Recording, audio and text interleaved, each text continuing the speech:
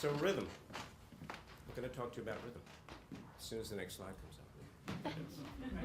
You've got 10 seconds of vamping before the Oh, slide so I comes have up to tell people what I do and all that sort of stuff? Yeah. Well, I picked rhythm because, I've loved rhythm for as long as I can remember. When I was 10 years old, in place of drums, what I used to do is I put pillows on my bed.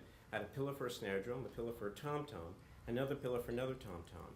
I would then put the record on and I'd play to the record after record after record, just playing on my pillow drums.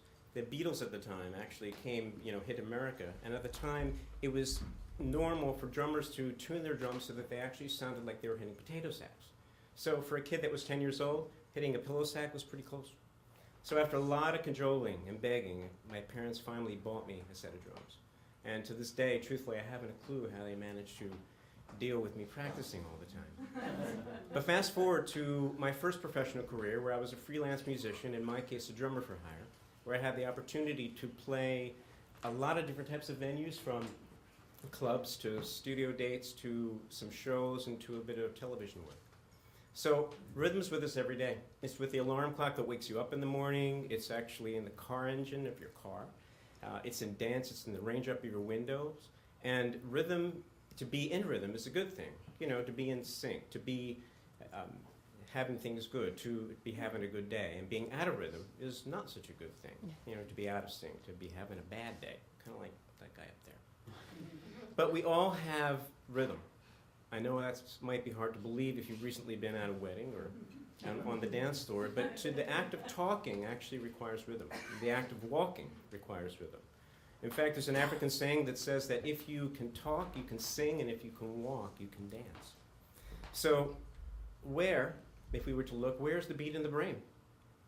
Well, I don't think that's actually been identified completely, but what is clear is the ability to move rhythmically to a musical beat is an essential part of human behavior.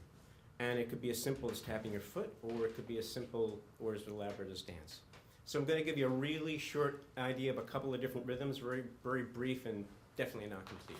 So if we were to look at 4 beats to a measure, counts like this: 1, 2, 3, 4. A rock rhythm sounds like this. If we take this and speed it up a little bit, and we look at the clave rhythm, that sounds like this.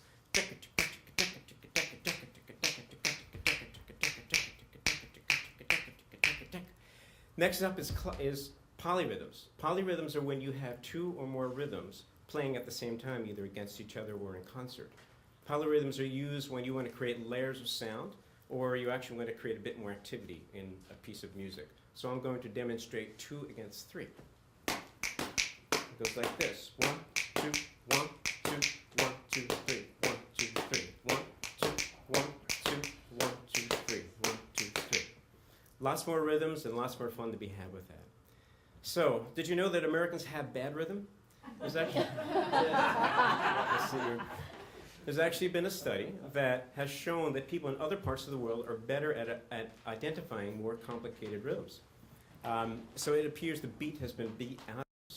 What the study shows is that spending lots of time listening to very simple rhythms makes it very difficult to appreciate complex ones. So I think we've had a little bit too much Barney, rock and roll perhaps, and Big Bird.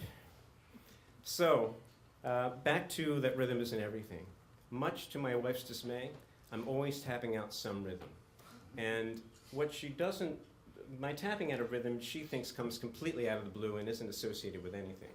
However, what she doesn't know, or perhaps what she doesn't hear, is that the windshield wipers are just playing a perfect shuffle, and I have to embellish her.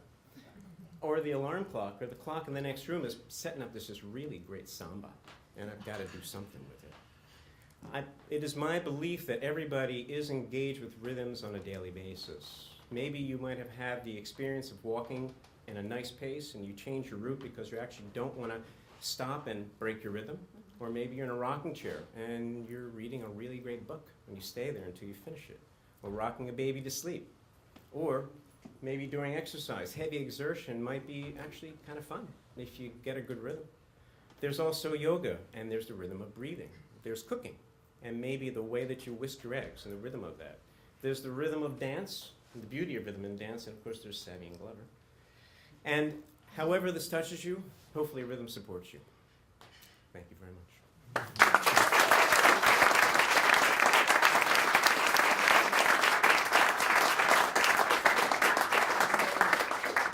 Thank you very much, David Kossoff.